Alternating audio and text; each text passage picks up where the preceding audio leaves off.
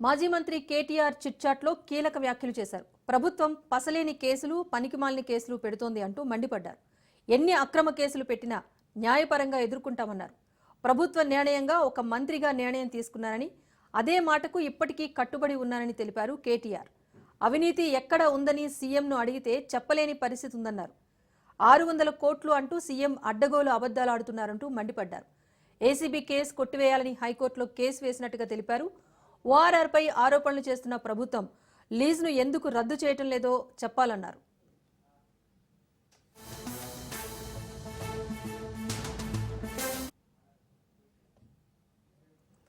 మొత్తానికి ప్రభుత్వం ఇప్పటివరకు ప్రతిపక్షాలపైన అలాగే పనికిమాలిన కేసులు పెడుతూ బెదిరించే ప్రయత్నం చేస్తోంది అంటూ మరొకసారి కేటీఆర్ అయితే విమర్శలు చేశారు. దీనికి సంబంధించి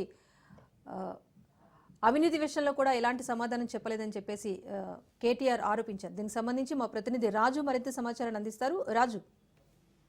రాజేశ్వరి, కొద్దిసేపటి క్రితమే BRS party working president KTR Telangana Bhavan లో మీడియాతో చిట్ చాట్ చేస్తూ పలు అంశాలపై ఆయన తన అభిప్రాయాన్ని అయితే వ్యక్తం చేయడం జరిగింది. ముఖ్యంగా కాంగ్రెస్ పార్టీ బీఆర్ఎస్ నేతలు, బీఆర్ఎస్ నాయకులపై ప్రజల పక్షాన ఎవరైతే బీఆర్ఎస్ పార్టీ నాయకులు పోరాటం చేస్తా ఉన్నారో ప్రజల పక్షాన హామీల అమలుపై ప్రభుత్వాన్ని ప్రశ్నిస్తే అక్రమ కేసులు పెడుతున్నారని చెప్పేసి కూడా ఆయన విమర్శించారు. ముఖ్యంగా మొదటి రోజు నుంచి కూడా కాంగ్రెస్ ప్రభుత్వం ఏర్పడిన మొదటి రోజు నుంచి కూడా గత సంవత్సరం నుంచి కూడా ఇప్పటి వరకు కూడా అవినీతి పాలన నడుస్తుందని చెప్పేసి కూడా ఆయన చెప్పిన పరిస్థితి మనం ఇక్కడ చూస్తా ఉన్నాము. ప్రతి దాంట్లో కూడా అవినీతి ఉందని కూడా చెప్తా ఉన్నారు. ముఖ్యంగా ఇటీవల ఏదైతే ఈ ఫార్ములా రేసు ఏదైతే ఉందో దానిపై కూడా స్పందించడం జరిగింది. ముఖ్యంగా రేవంత్ రెడ్డికి ఈ విషయం గత సంవత్సరం క్రితమే తెలిసినప్పటికీ ఎందుకు మరి బయట పెట్టలేదు ఈ విషయాన్ని అని చెప్పేసి కూడా ఆయన చెప్పడం జరిగింది. ఈ ఫార్ములా వాళ్ళతో కలిసి రేవంత్ రెడ్డి వాళ్ళ మీద కూడా మరి కేసు ఎందుకు పెట్టలేదు, కేవలం నా పైన ఒక్కని పైన కేసు ఎందుకు పెట్టారని చెప్పేసి కూడా చెప్పడం జరిగింది. 600 కోట్లు దీంట్లో అని చెప్పేసి అబద్ధాలు ఆడుతా ఉన్నారు. ఈ ఫార్ములాలో 600 కోట్లు ఎక్కరు అని చెప్పి కూడా ఆయన రాష్ట్ర ప్రభుత్వాన్ని ముఖ్యంగా రేవంత్ రెడ్డిని అదేవిధంగా ప్రశ్నించారు. ముఖ్యంగా కాంగ్రెస్ పార్టీ సంవత్సర పరిపాలనపై కూడా ఆయన విమర్శనాస్త్రాలు సంధించడం జరిగింది. పార్టీ శ్రేణుల్లో బీఆర్ఎస్ పార్టీ ఇంకా ఆల్టర్నేట్ తెలంగాణలో కాంగ్రెస్ పార్టీ 1 year పాలనలోనే అర్థమైంది. కాంగ్రెస్ పరిపాలన ఇప్పటికే తెలంగాణ ప్రజలు మాకొద్దు కాంగ్రెస్ అని చెప్పి అంటా ఉన్నారని చెప్పి కూడా ఆయన చెప్పడం జరిగింది. రాష్ట్ర ప్రజలను మోసం చేస్తా ఉంది, కుట్రలతోనే నూతన సంవత్సరాన్ని కాంగ్రెస్ పార్టీ ప్రారంభించబోతుందని చెప్పేసి కూడా కాంగ్రెస్ పార్టీని అయితే తీవ్రంగా విమర్శించిన పరిస్థితి కనిపిస్తా ఉంది.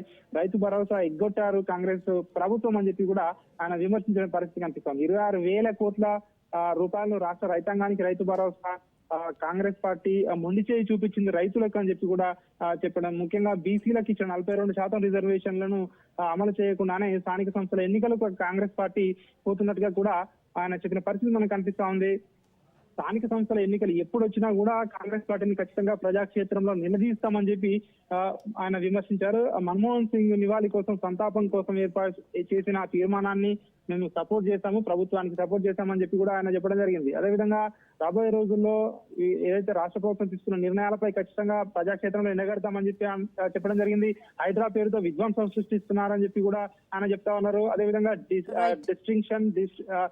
డిస్ట్రిక్షన్ డైవర్షన్ పాలిటిక్స్ తోటి 3D అనే దానితోటి కాంగ్రెస్ ప్రభుత్వం నడుస్తుందని చెప్పి కూడా ఆయన విమర్శించడం జరిగింది. కాంగ్రెస్ పార్టీ అవినీతిని అరాచకాలను ఢిల్లీ సాక్షిగా కూడా ఎండగట్టామని చెప్పడం జరిగింది. ముఖ్యంగా ఇక నుంచి బీఆర్ఎస్ పార్టీని 2025 సంవత్సరంలో పార్టీని మరింత బలోపేతం చేస్తామని చెప్పి కూడా ఆయన చెప్పడం జరిగింది.